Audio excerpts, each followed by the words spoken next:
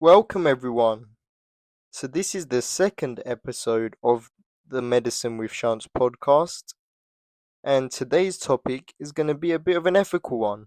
So, this topic is going to link to medicine, but it might branch out a bit, it might go a bit philosophical, a bit ethical, using my religious studies A level. So, I'm going to be talking about my ethical view on life and how that relates to my views on medicine as a practice in the world. And I hope you enjoy this one. So, first of all, as said by the title of this episode, I do have a religious view of the world. I do regard myself, if any faith, more Muslim than other faiths. But I don't disregard any other faith. I respect all faiths and I love that faith is a thing in the world. I love that we can believe in God because logically, I've tried to use my own mind and my own religious studies knowledge to try decipher myself if I think it's logically possible, and I did find an answer. My answer was that I think that everything around us doesn't have to be there. We don't need to have all these things that we have and that we cherish. We don't need love. We don't need happiness. We didn't need to have any of these things, but yet we do. Well, what that means to me is that there must be some sort of force or something out there that has given us these things. And yes, people say, well, what about the badness in the world? Well, you can't have goodness without badness. You just logically can't. Because, say, there was no badness in the world, would that make everything in the world good? Not necessarily, because you wouldn't know what bad is. So, what goodness is would just be the norm. And yes, you might say, oh, well, that's a norm that I would like, everything being good. But would you? If everything was just good and there was no bad, you don't really have any choices of what you do in your life. Part of having good and bad in the world gives us free will. It gives us the will to do something that we want to do. If I want to go tell someone I love them, I can only do that because I have the choice to do that, because I could say I hate them instead. Without the choice of saying to someone that you hate them, you can't have the choice of saying you love them. That's why I think one can't exist without the other. So both are needed in our world. But then, yes, since badness does have to exist in the world, we do have to live with it. We do have to deal with the issues around us and learn to adapt and learn to find solutions. And that brings me to medicine. The thing that interests me about medicine so much, and probably to many other people that find medicine interesting, is that you have the power, you have the opportunity, the privilege to be able to take that badness in the world and try turn it into something good. A patient comes in, oh, I'm in severe pain, my leg. You give them antibiotics as a doctor and then they don't feel that pain anymore. How amazing is that? We take so many things for granted. Like something as little as an antibiotic. Well, I say little, but that's what it's regarded as now. But if you showed someone in the medieval times an antibiotic, they'll think you're God. They'll think, how have you got this little pill that you swallow, goes into your body, and it gets rid of the pain that you're feeling? If they had antibiotics in the medieval times, so much less suffering would have occurred. So, medicine and scientific research as well is such a privilege, it's such a blessing.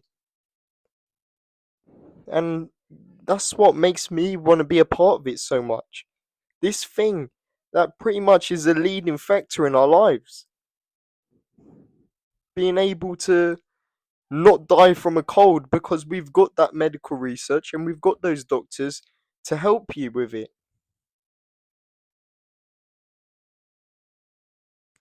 That's what makes medicine beautiful.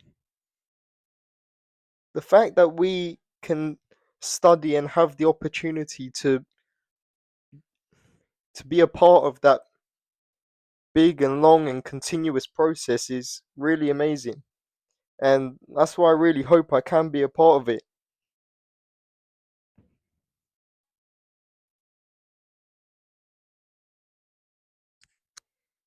So, going back a bit more in general,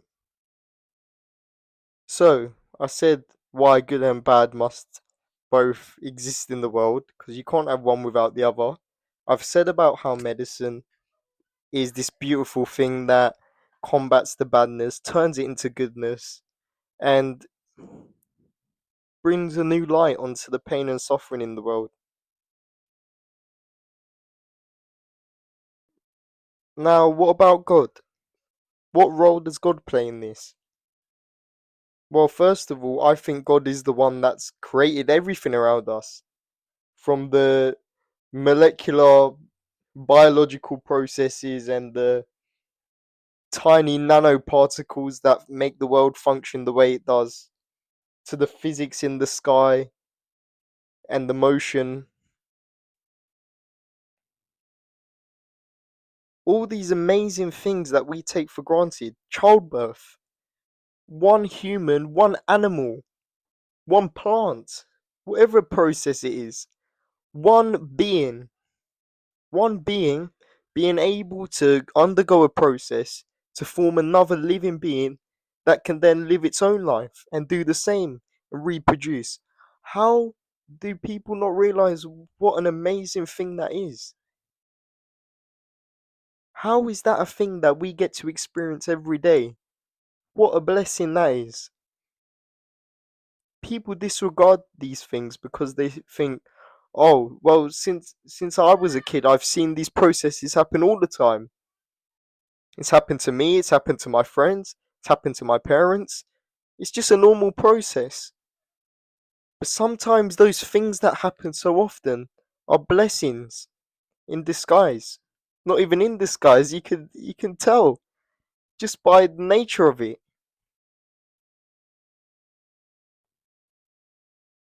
Just sit back for a second and think about it.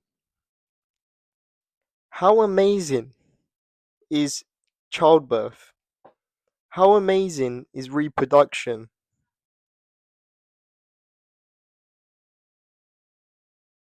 Now let's go on to a smaller level. An ant on the street. That little ant has all these little processes inside of it that helps it live its life. It breathes just like us. Well, not just like us, but you get what I mean. They use oxygen to respire. I hope no one fact checks me on that. They're able to move. They're able to see the world around them. Even something as small as an ant is a blessing. How can an ant function the way it does? No one said, oh, you have to walk, you have to see, you have to hear. That's just a part of how it is. No one said it had to be that way, but something made it that way. Something chose, let's make the world like this so that these people, these animals, these plants can enjoy their lives. And I know plants can't enjoy lives technically, but you get what I mean. So I really do think people in society, the average person, takes for granted these things. And we need to sit back and realize sometimes how blessed we are to be in the world that we are in. And I know there's people struggling, and I know there's people that are in severe pain and illness and all that badness in the world.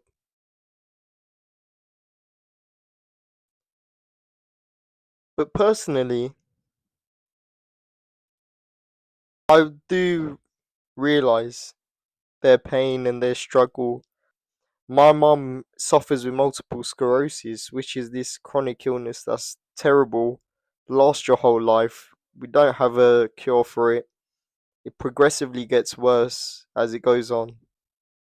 So I just have to sit back and watch her get worse and worse and worse day by day.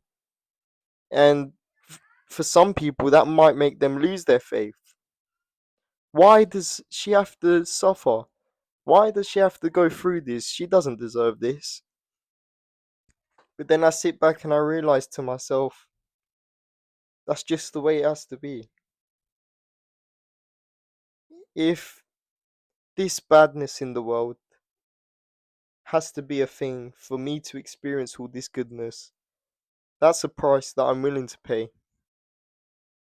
I would much rather be able to feel this happiness in my life and hopefully one day find someone that I can love and be with for the rest of my life, have children of my own, and make a new generation for them to go live on their lives. Hopefully, be a good father for them.